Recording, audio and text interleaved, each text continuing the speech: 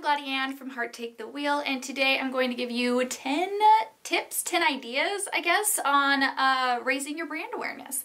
Now, this is a follow-up of my three for Thursday video. I'll link it somewhere. And in that video, I gave you 3 tips for running a Black Friday sale. And tip number 1 was raising your brand awareness. So we are going to dive a little deeper, okay? Gotta pull up my notes.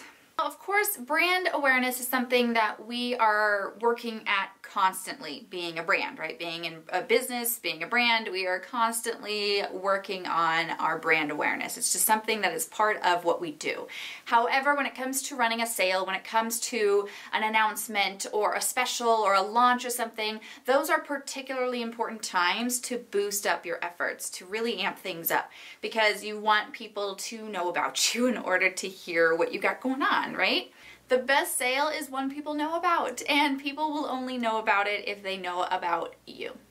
You could of course do some advertisements and just build awareness of your product, but I find that building awareness of your brand is much stronger. Because then you're not only building awareness of your product, but also creating relationships and an understanding between you and your audience. I say it all the time, but people like to invest in people, and I feel like we often need to remind ourselves that. We like to know who we're buying from, and we like to feel a part of it. So that's why I feel focusing on our brand is going to do us one better.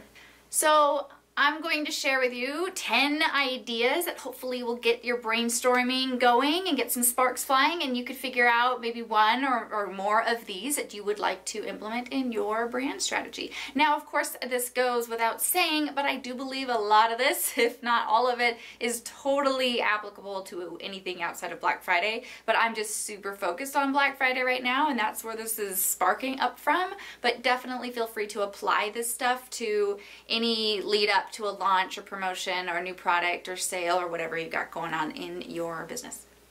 So let's dive in. Number 1 is to share your story. Give people a way to relate to you and your story and your why and your brand as a whole. And if you give them something to relate to, especially on a personal level, then you're definitely building a stronger relationship. 2, promos, sales, marketing, and the like are totally better if you are focused on one thing. One thing! Trust me, I know all about wanting to do all the things and having passions and interests in all the things. I am that person, I get it. But if you really want to hit home this season, let's just pick one. Pick one thing and run with it. Ask yourself, what do you want to be known for? Okay? What do I want to be known for? What do I want other people to share about me? All right? What one of my services and offerings and products do I want, if I can only pick one of them, do I want people to share with others the most? And pick that thing. Pick that thing and run with it. Number 3, how can you give people a taste of the action? AKA freemium, trial, opt-in, you know what I'm talking about, right? So think about something like Squarespace or ConvertKit or Adobe, right? Those types of products are best if people can have a taste of the action first, right? People will fall in love with that kind of a thing if they can understand fully what it is that that product can do for them, okay? And the best way to do that is for them to try it out, okay? Give them a chance to get a taste of what it is you can do for them. So that's what your opt-in really is focused around. And if you already have one crafted and you love it and you think it's still totally relevant to your purpose here, then definitely find a way to focus on where you can get that opt-in in front of more people, or focus on different avenues to share that, or different strategies around really beefing up that avenue, okay? Because if you can give people a little taste of the action, then you can open up quite a few doors, or you're going to get people who understand more about what you do, and then it leads into number 4, which is building that relationship with them. Because once you've opened that door between giving them a taste of the action, you can start introducing more about who you are as a brand and who you are as a person and as what's your why and how you created that thing or how you offer that thing or what goes behind the scenes. Why is it so important to you? Why does this matter? And don't just focus on you in this opportunity. You want to focus on them. This is a two-way street, right? Relationship building is a two-way street. So you, well, hopefully, so you want to also get to know them. You want to open that door and offer them an easy way to interact with you as well. Get more insight into who they are and why they're drawn to you and why they are doing what they are doing, right? So find a way to also make that a two-way communication. Number 5 is to sponsor an event or get featured on a podcast or work and partner with other influencers or brand and business owners. Like I said, podcast features, blog features, guest posting, find opportunities to put yourself in front of different audiences is what I'm kind of going for here. So, for example, in my Facebook group called Co-work Collab Connect, there will be a link somewhere. I offer the opportunity for people to sign up for Tuesdays takeovers, is what I call them. And so you sign up for a spot and you go live in the group on your, given Tuesday. And you show up and you share your value with us. You share some inspiration, you share something, you teach us something, you do something with us that is in your field of genius, right? And then within doing that, we get to know you better, we get to understand your authority and where your zone of awesome is, and so we start to establish that relationship and we get to figure out who you are and what you're all about. And that increases your brand awareness, but it also, like I said, establishes that authority, that trust, and also gives you practice in sharing that awesomeness. So that's why I like to give that opportunity into my group, but look for these opportunities elsewhere, and don't just look for them to come to you, but also find ways to create these opportunities for yourself. Number 6 is to set up a referral program, aka affiliate or partnership, or you've heard of these. You probably are affiliated with somebody or lots of somebodies. These are fantastic because they're also a great way to get people who already love what you're doing to share it and get rewarded for doing so, right? So this is not a new concept, so I'm not going to dive too deep here, but what I'm going to do is share a couple things that I've seen some really awesome programs do. One is they didn't just, you can, but they didn't just open it up to anybody who wanted to be an affiliate for your thing, right? They only invited those who were customers or who had worked with them. So people who are customers, clients who took part in this person's service, product, or thing, right? Those were the people who were invited to be a part of their referral program, not just anybody. So you know that it's going to be people who understand the value in what you do, okay? That's important. And then number 2, it's a fantastic idea to create media and photos and create materials to give to these affiliates, to these referral people, so that they have lots of things to work with in order to share your thing out into the world, right? So basically making it easier for them to share about you, giving them captions, giving them talk point ideas, giving them photos, giving them videos. Just kind of training them a little bit, giving them some lots of advice and some tips and some media to work with. And so the less barriers it is and the more help you give them, then it's easier for them to share awesomeness of you out to their audiences. Make sense?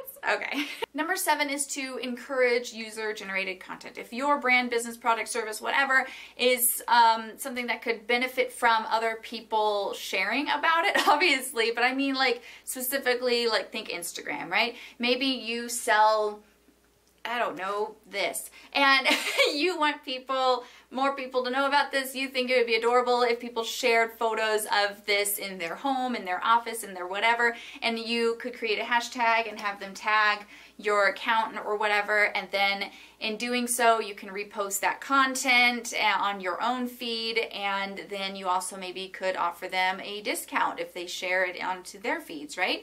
So maybe, I'm not saying do all of these things, I'm just saying kind of investigate some ways to take advantage of user-generated content towards a win-win for both of you.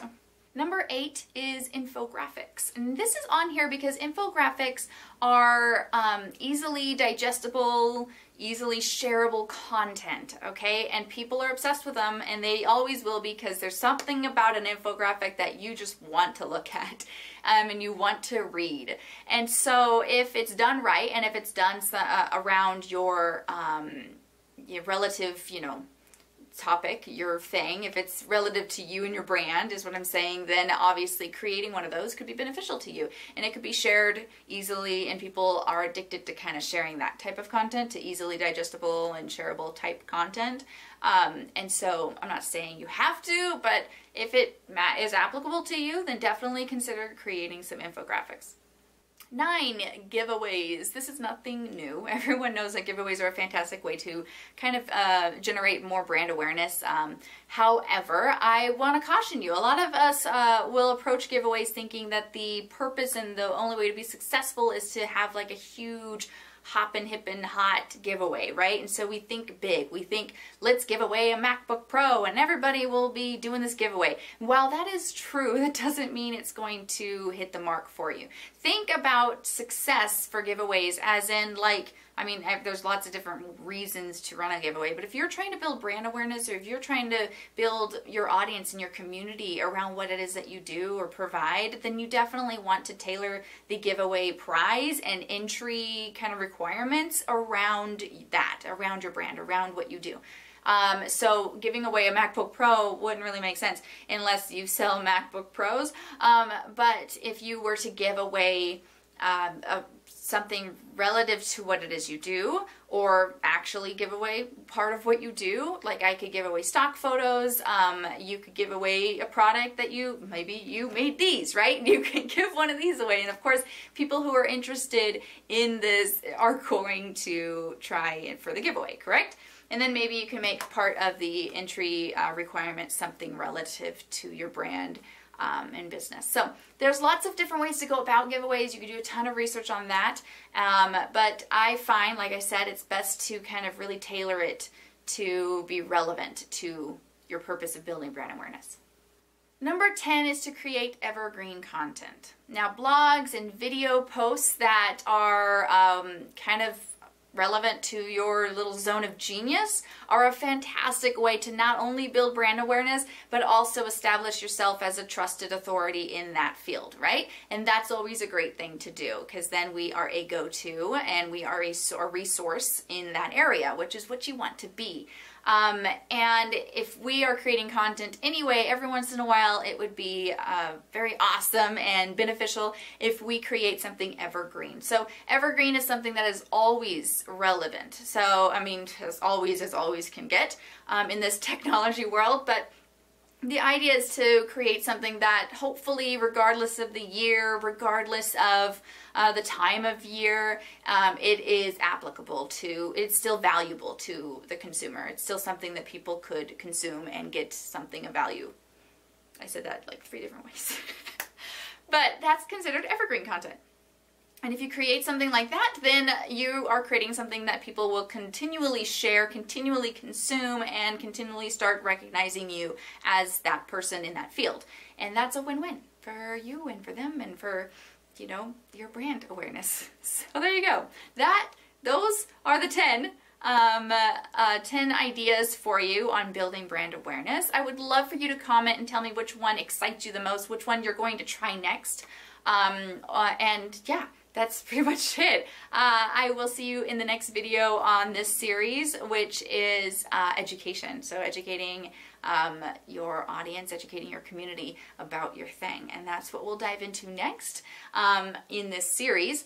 And yeah, I will see you then. Okay, bye.